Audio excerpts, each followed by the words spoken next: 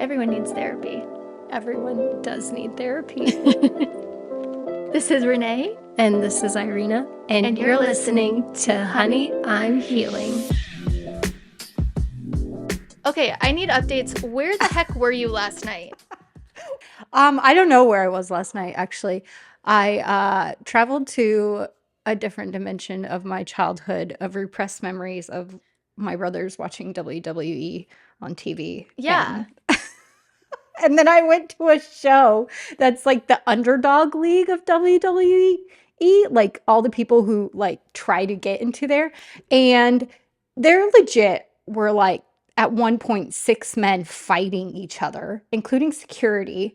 And of course, I found out this is all scripted and for show. Of And then course. some guy climbs like a 80-foot ladder pole, but he climbs like I think like 12 feet and does a whole backflip on top of all six of them and just lands on them.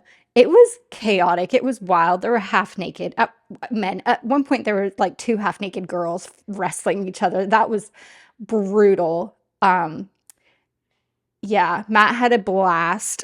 Actually, it was Christmas tickets for him, and I was like, "Oh, this is like the only thing coming up before baby girl is born, so we're gonna let's check it out." Yeah, it was hilarious. Mom and dad go to amateur WWE.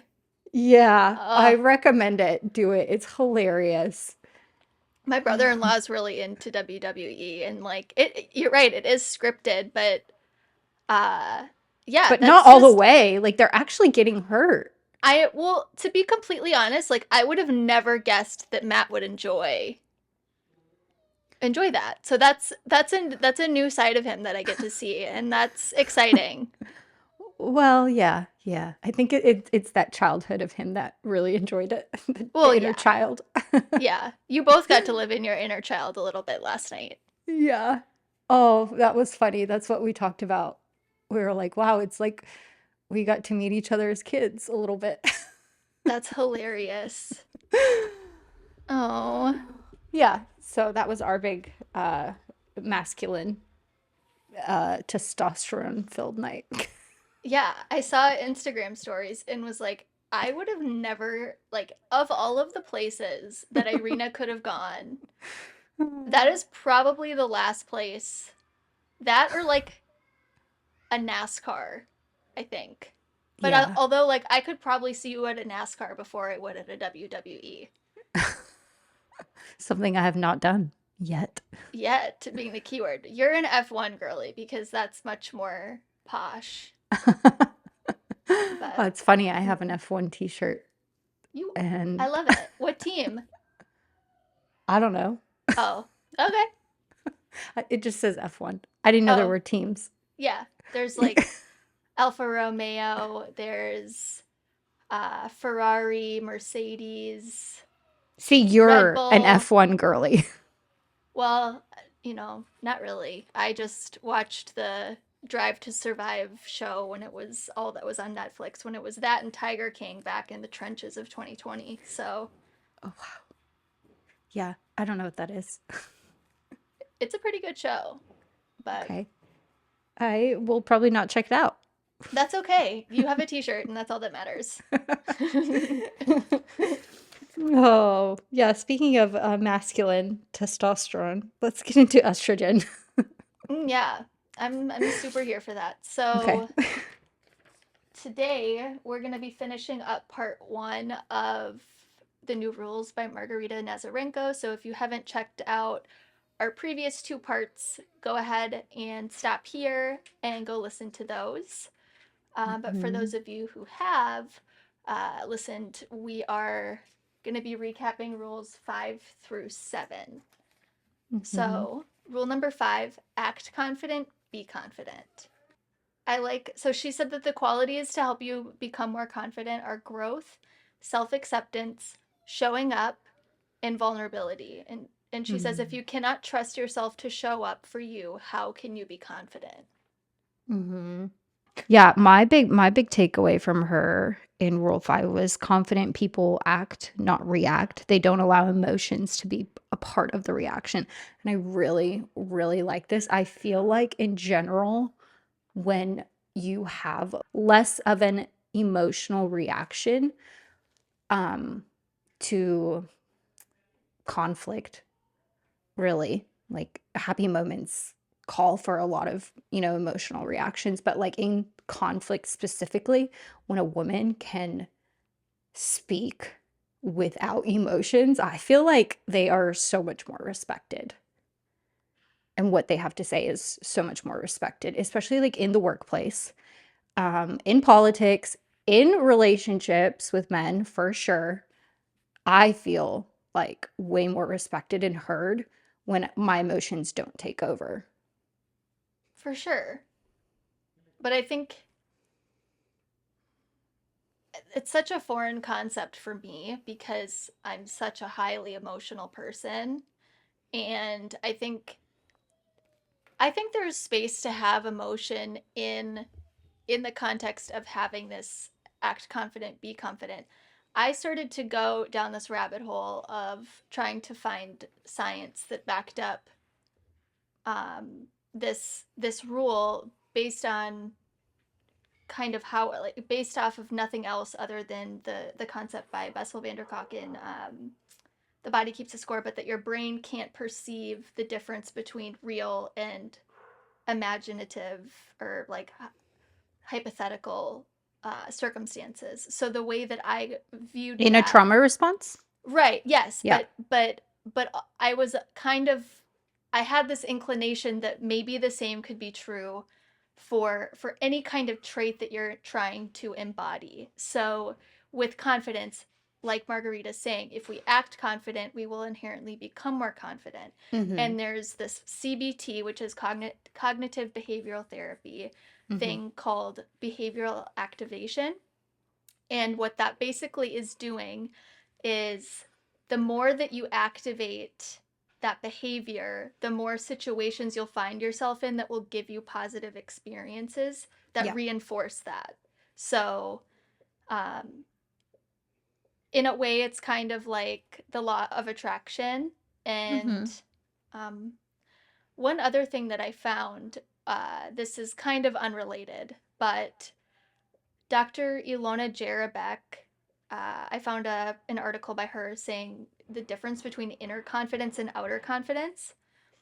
And I had Mhm. never really guessed, or I had never really put together that there could be differentiating things. So, inner confidence is about believing in yourself and trusting in your ability to overcome any challenge. And outer Mhm. confidence is about how you present yourself to others, how you describe yourself, the degree to which you are assertive, and even your body language. Mhm. So I think it just goes back to what are you intentionally trying to emulate? How are you doing that and what's the result? Yeah. And I think you can do them both ways. You can get to that outer confidence by one first working on your inner confidence, and then you can also get to your inner confidence by working on your outer confidence. I really think that some people can do one over the other depending on what it is you're trying to build, what type of confidence you're trying to build in yourself. I remember we had a conversation about this where you were like, I can't work on that outer confidence or that outer part of me until the inner part of me is like healed, healthy, whole. Mm-hmm. And I feel like that can go both ways, but it's truly like what's the intention? You know, what intentionally are you trying to work on? Yeah. Well, and I think a part of self-awareness comes into this also, and like you're only able to correct what you can consciously bring up or like fixate on or think about. So, in that example that you gave about me not, not being able to fix an outer confidence thing until I did an inner confidence thing, I think it was just me deliberately choosing which area I was going to fully invest my energy into before I felt like I could Yeah. successfully flow into the other one. Yeah. Mm-hmm. Well, and like with emotions, what she was talking about, not letting emotions being a part of the reaction, you were saying that like you can still hold space for emotions for sure. I agree with that. Yeah, I think you should, because if you can detach yourself from your emotions completely, I'm pretty sure that's the definition of a psychopath. Yeah. But So, no, for sure. I do get what she was saying though. It was more of like it's not that you're reacting, you're acting. But you in order to like act out of whatever it is you're believing, act out whatever it is you're believing, like you have to be rooted in it. You have to be convicted in that action. Otherwise, mhm. what is it for, you know? Yeah, you have to want it. Uh, And then that's when emotions don't play as much of a role. Therefore, the reaction is not emotionally charged in conflict. I feel like women in general are way more emotionally charged in reactions than men, than the masculine. 100%. You know what? I was just thinking about this in the terms of an anxious attachment style Uh huh. because it's really easy to spiral into 8,000 different circumstances about why someone's not texting you back or, why a certain outcome is the way that it is. And gosh, I can't even Yeah. begin to explain how many times you've had to talk me off of that ledge. But I'm Yeah. thinking about Me like, too. yeah, but I'm thinking about like, I just lost it. Well, they like an anxious attachment style kind of brings out the worst out of an emotionally charged reaction in conflict. That's yeah, that's what I was getting at. That like, what are you have to sit with yourself and in that real time moment, Hmm. examine that feeling of, is this is this actually what's happening, or is this what I'm perceiving is happening? Is Yeah, this especially in based a on trauma fact? response. Yeah, is this based Hmm. on a fact or a feeling? Yeah, or a false reality. That's your brain is responding as if it is a false reality when that's not what's actually happening. It's a past. So like, all connected to nervous system and triggers and CBT Yeah, would probably be a big help in that in childhood anxious attachment styles for sure. it always She circles back to that for us. even though we had like two very different childhoods. Isn't that interesting that it Yeah. like different environments but very similar narratives? Yeah. I guess it really just goes to show that we're really not all that different. Like, No. there's Like only, spokes on a wheel. yeah, we're all just a couple separations of degrees differentiated from one another. We're all just a little different crazy, but we're all crazy. So true. I love how you put that. Okay. Okay, rule Rule number 6. 6, harness your feminine energy. Ooh, yes. I like this one. And for Mm-hmm. this one, I specifically just put down traits. Mm-hmm. Pushing, controlling, striving, and self sacrificing are four very masculine traits that no woman should ever do. Mm. Say that again. Pushing to make things happen, controlling to make everything and everyone around you be the way you want to be, striving, aka no detachment, and self-sacrificing, not putting yourself first. Those are all things men do to make the world go round. Women, they don't do that to make the world go round. No, but they take on most of those because they think that the world can't go around without them doing them. And then they crash out, as the kids say on TikTok. Um, I didn't know that. oh yeah, They, that crash out is a phrase. yeah, I hadn't Yeah. heard of that one. Mm. So she talks about there's 5 different aspects of harnessing your feminine energy, which is to be happy to receive, to communicate, Mm-hmm. wellness, putting yourself first, and flow and creativity. And so there are 2 things that I wanted to touch on in this rule. So she was talking about the true allure and harmony in a relationship being that you want to encourage just a little bit more effort than is being currently offered. And what that means is involving and recognizing and nurturing each other's strengths. And I think that that just really boils down to being present and intentional. And I have something to say on tying that into Rule 7. But the other thing that I wanted to bring up was that a couple weeks ago on my For You page, I saw a video from, I think it was January 7th, of a clip of this woman named Martha Beck on the Today Show. And so Mhm. she's a Harvard trained sociologist talking about how creativity can combat anxiety, Ooh.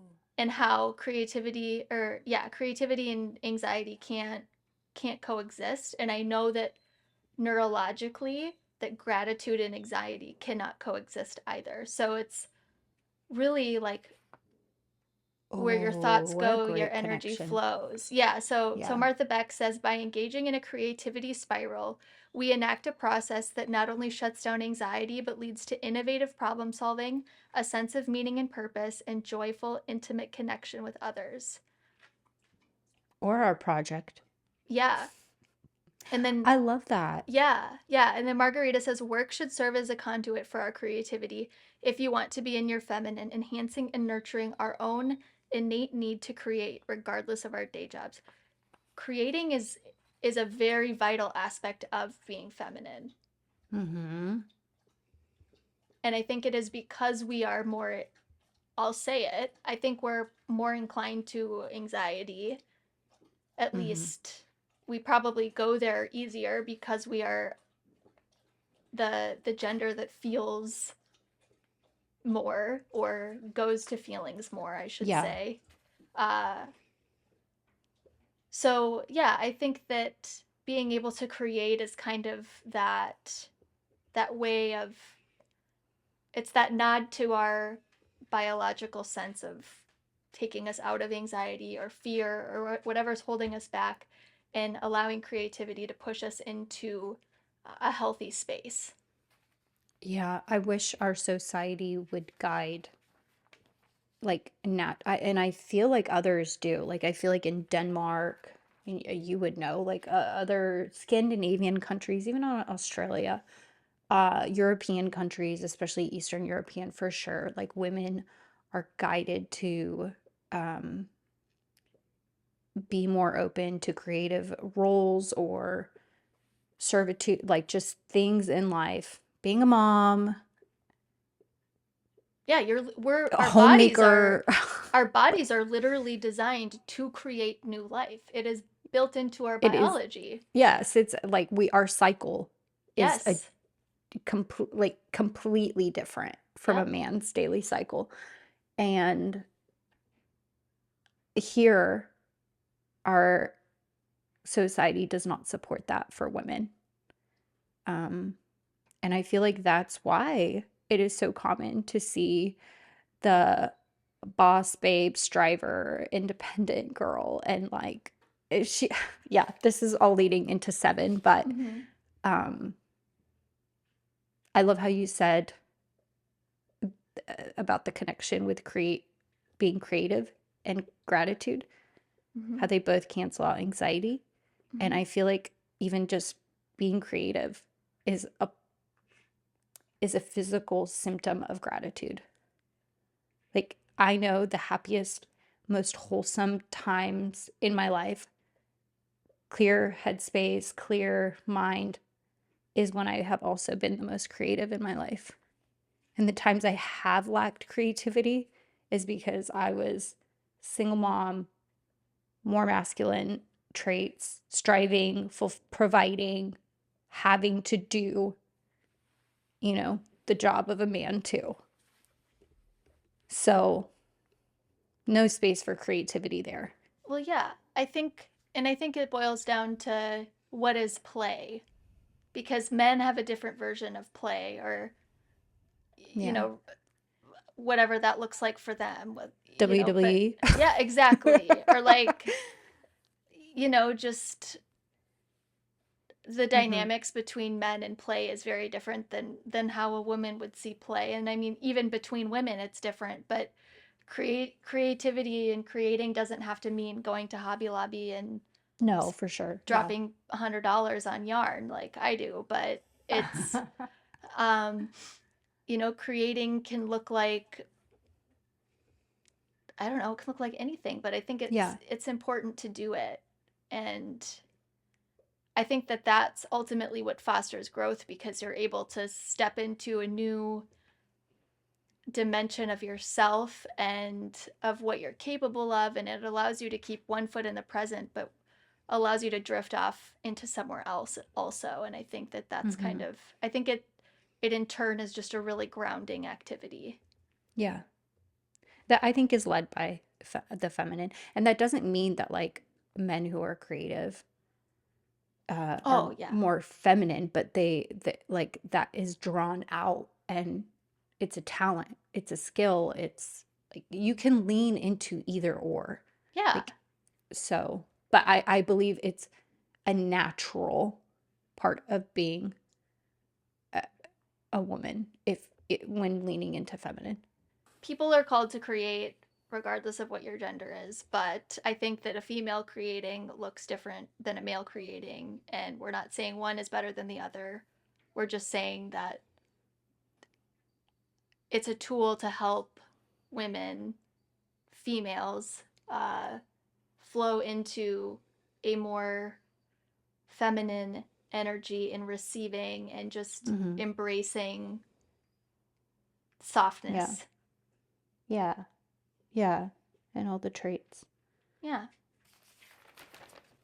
All right, rule number 7. I know you got notes.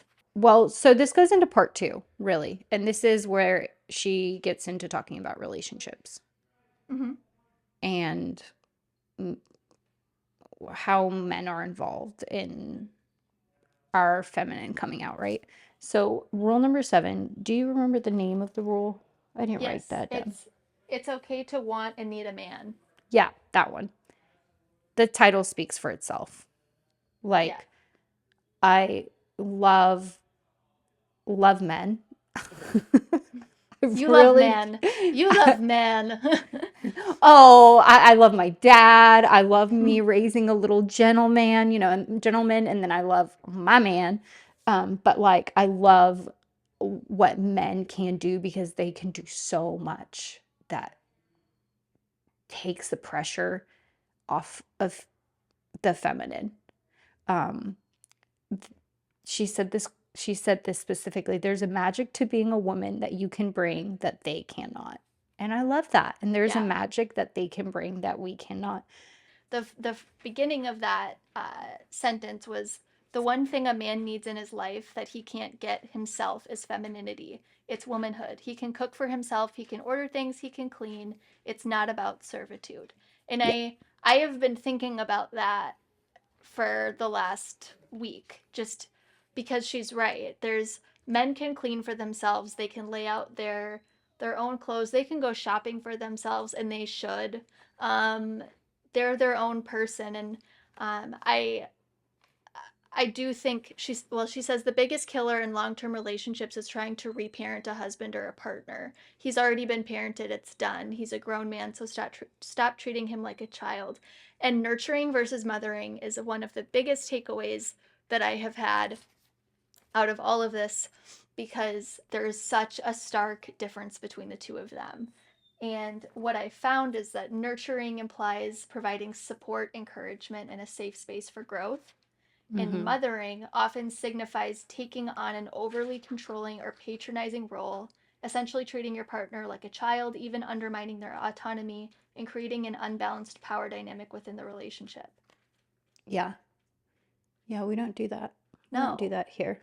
no, it boils down to equality. If you can't be an equal with your partner and treat them like a child. Yeah. And because not only does that say a lot about your need to control, it also shows a lot about their lack of masculinity in that situation to take charge and say, I don't need you to lay out my clothes. I can ask you, hey, can you grab my shirt from the closet because I'm in the shower? and we have to go, like that's different than a woman laying out an outfit for her partner to wear. Mm. That's mothering. Yeah. Yeah. D- is that something you're familiar with? Yes. Oh, oh God. Yeah. I had a partner in the past who anytime they went on a trip, I would pack their suitcase for them. Was that like an expectation or did you just simply take that on? I took that on Okay. as to start because I knew that it was a way to serve them because they didn't have a whole lot of time to pack for themselves, and it was just a little gesture of me saying, "Hey, like I can help you out here," you know? No, And there's then nothing wrong with that. Yeah. well, But when it's like a daily thing, but then it became an expectation, and then what oh, happened yeah. later on was that became a form or an area of resentment because I no longer did that. Yeah. And you know what she says? Men will test those boundaries just because for them, like the less they have to do in like the day-to-day things, the better they run in life. So it sometimes I'm sure it's not intentional, but then when it becomes an expectation and then resentment builds up, oh, that's intentional. Yeah. Yeah. It's so funny because Matt like does his own laundry, but if it's in the hamper, I will do it. I will so gladly do it. But guess what? His laundry doesn't go in the hamper. And yesterday before our show, like he took the week off. He's been building our library nonstop. So he's been like in sawdust, going through all his clothes nonstop dirty.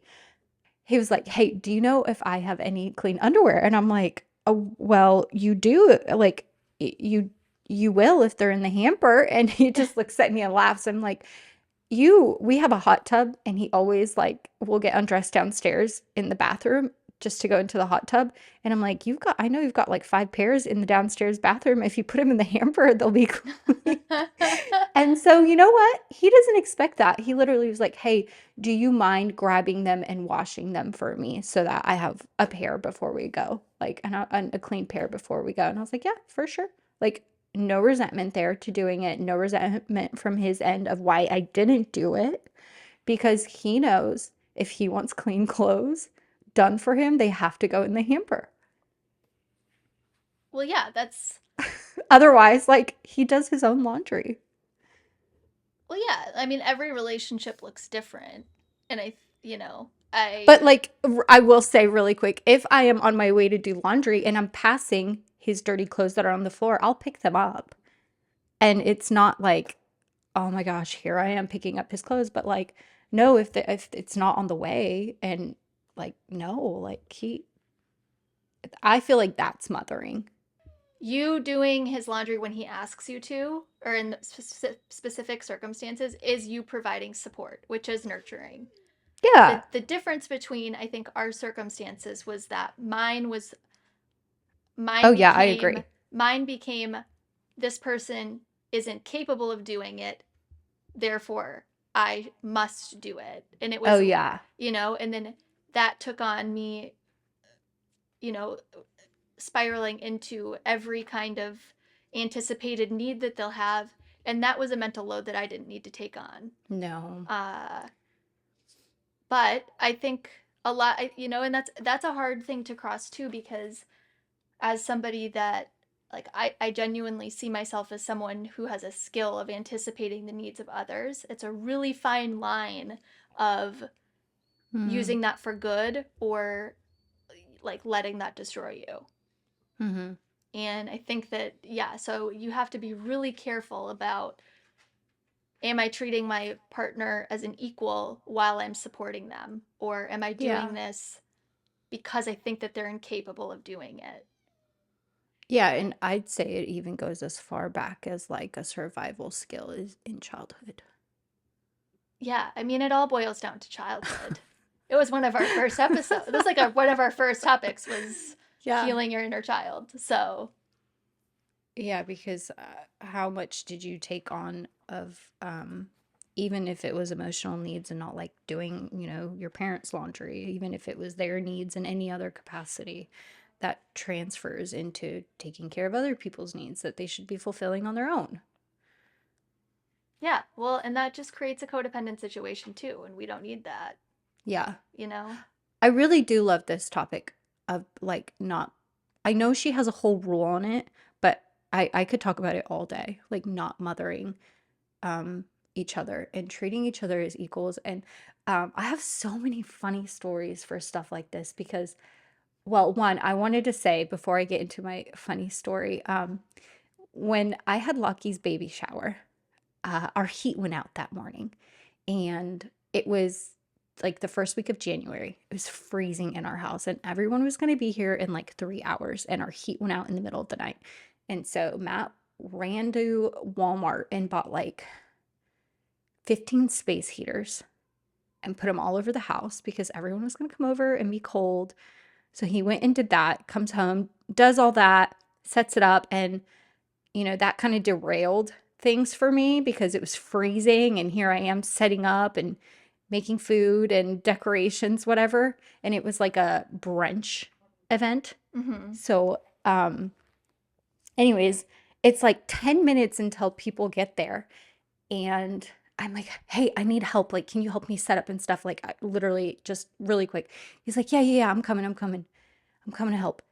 Grabs the ladder, a a can of white paint and a paintbrush and starts painting the ceiling in the kitchen. Oh my god. Oh my god. And I'm laughing.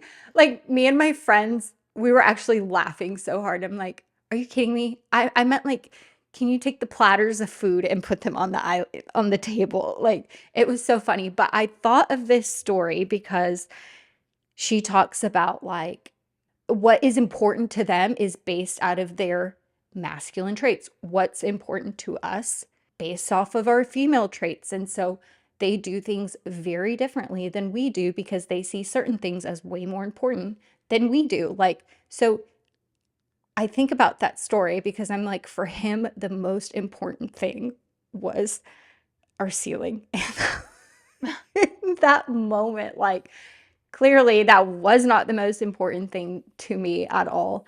And I probably could have been more specific about what I needed him to do or how to help because I'm pretty sure I was like frantically trying to get everything ready. But this got me to thinking like how much more we can appreciate like the things that the masculine do innately on their own, what they and like appreciating the silly things or the things we don't think are important that they do. I don't know.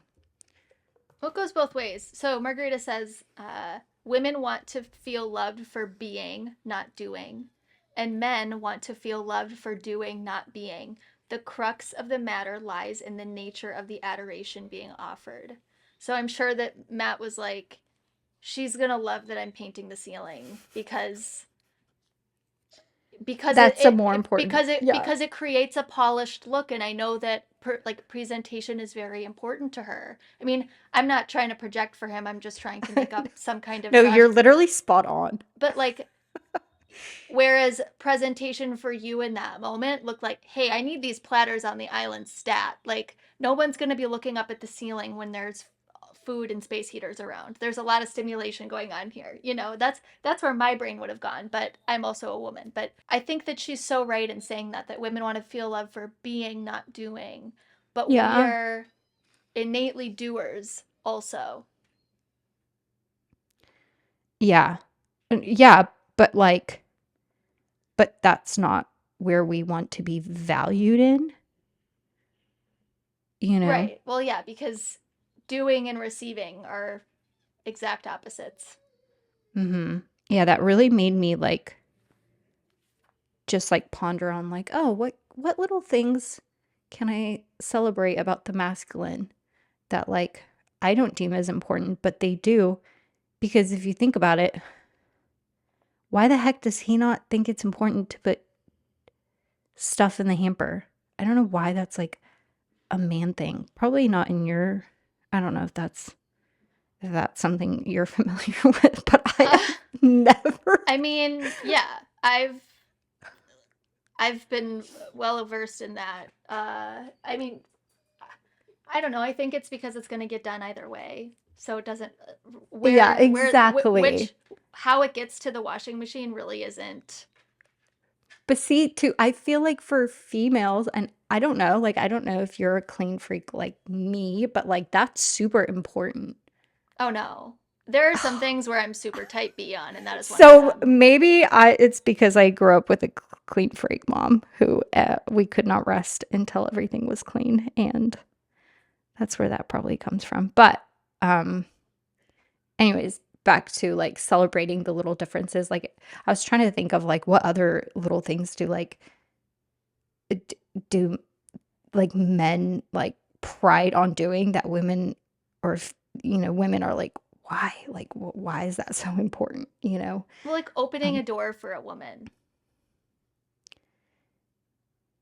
yeah, I I think, mean more so for themselves, like, what do men do for themselves? or like, you know for us, like for me it's important to that the toothbrush goes back in the drawer after I brush my teeth. Like, that's something I do for myself. I don't do it for anyone else. Like, for Matt, that's not important. And so I'm thinking, like, well, what are those things that are important, for Well, like, Matt? I can name a million things. They're I like think that safety, varies, super varies between people because for sure. I've seen so many TikToks and I know so many couples where the husband is an absolute neat freak and the wife has like 8,000 things of makeup splayed over the counter and she's like LOL, and it's it's just That's true. varies between people, but I think fundamentally, yeah, things like safety or providing or exerting strength, I think. And for me, one of like, so I give the example of opening the door. In these cold Minnesota winters, these doors get heavy, and I don't know why, Huh. but like we've got heavy doors here to lock out all that cold. Like I sent you that text the other day. It was 16 below zero, feels like 28 below or something like that. It was cold. Hmm. Um, but I've become so much more receptive to the gesture of a man opening the door for me, not because I'm not capable of it, but because it shows that he respects Mm. me and he wants to like, I have muscles in my arms so I can open the door, but it's a it's a small but tangible way of showing that I've got you. Hmm. Yeah, and it's a show of strength, I guess, is what you were trying to say too. Yeah, or like chivalry or I don't know. Um, I'm thinking, I just thought of another thing. So, like, while we're building this library, like, to Matt, even like a 16th of an inch makes a big difference Mhm. in Yeah. building this bookcase. And I'm looking at it and I'm like, oh, it looks fine to me. Those kind of like things to be leveled. And I'm like, who cares? Yeah. I'm walking and it feels fine under my feet. Yeah. Yeah, and then you Mechanical things for sure. yeah, or like changing my oil. I don't know how to do that. Or putting air in my tires.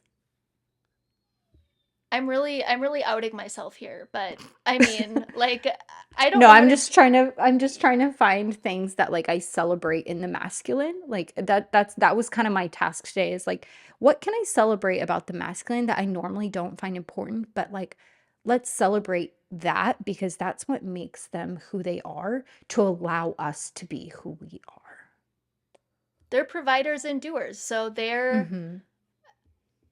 like essentially the one who's going to go put air in your tires while you sit on the couch and read Onyx Storm, I you caught know? that in the mail yesterday. I have to get it on Kindle, but I have to reread Iron Flame because I'm I've not going to know what's same. going on. Well, you didn't read Iron Flame, No, did I you? didn't, but I have Yeah. to reread Fourth Ring too. Yeah. And then Iron. Yeah, but I got it in the mail and it's going to go on my new bookshelf. We actually put it on the bookshelf today. I was like, it looks so pretty, but I'm not going to read it for like another year probably. The second book was so disappointing, Irina. I cannot begin to Which describe, is but why it has been prolonged for so yeah. long for me. But I intend on reading it when I'm before I get to Knoxville or while I'm there. So Mm-hmm. Well, I'll have, yeah, I'll have a lot to say. okay. Um, I loved Rule 7. She talked about a lot of great things in here. Just like one last thing to hit on, Hmm. like that goes back to the title of the rule. That the belief like that an independent woman who feels like she doesn't need a man, I think is can be so superior in our culture. Not on my algorithm, but like I think out and about in society, like that's so praised. And I mean, good for that. Like good for that woman. But I don't relate to that at all. I agree with Margarita where she talks about like there's so much power in forming mutual connections. And I'm someone who likes to form mutual connections where like both of our strengths are put together and we build a legacy. We build like an empire. But to say that like I don't need that, I can do it on my own. Like I know I can, but I don't want to, Well, because I know we can be better together. it's pride and it's ego. Yeah. And I hate to put those labels on it, but it is. And I'm saying that as someone who has dealt with a lot of pride issues in the past and not, she's Margarita, we talked about this in earlier episodes. One of the thing about embracing a soft life or embracing femininity is delegating things to others, and it's intentionally sitting with the fact that you can't do everything, and that's okay. That's how it's supposed to be. We're built for community and being interdependent on one another. And I think Yeah. that even especially in a relationship or a family dynamic, it's important that we're showing up in ways that in healthy ways that are dependent on one another. When Hmm. I'm operating in my strengths and in my feminine energy, and he's operating in his strengths and his masculine energy, because those are truly going to complement each other in ways that I can't provide for myself and he can't provide for himself. Yeah. And like, why would you want to? Why would you? I don't Yeah. want to change the air in my tires. I actively avoid it. I don't want to be the breadwinner of the family. I Oh, want to thank you raise my so much. I babies. don't either. I want to raise my babies. And if I passively through my talent and creativity become a breadwinner, go for it. But like while I am bearing children, I sound so like uh Old Testament saying that, That's but like fine. while I am having kids and raising them to be good humans, that's where my focus goes. In the doing that, then the providing. Like that's not even on my mind. And I'm so proud and honored to say I have a husband where that's not even on his mind either, because I've been in a place where like if I wasn't doing, making this enough or that, like it wasn't good enough. And no, mm-mm. No, That's I I don't. Yeah, we don't need men in our that's lives who need us to be masculine. no, and that's not unconditional love. Mm. That's that's a performance kind of based love, and we don't do that. This was such a good one. And This felt like a brain dump for sure of thoughts and it very much was. I think we covered like 10 different things and had 17 different sub conversations, but that's also not unlike any other episode that we've had. We just yeah. cannot physically see each other. And Weird. I don't like it. I don't either. Let this be the only time this ever happens. Yeah. Uh, Okay. Well, well, I will see you very soon. And yay. I'm so Okay. excited. Me too. And we will see all of you next week. Sounds good. Okay, Bye. bye.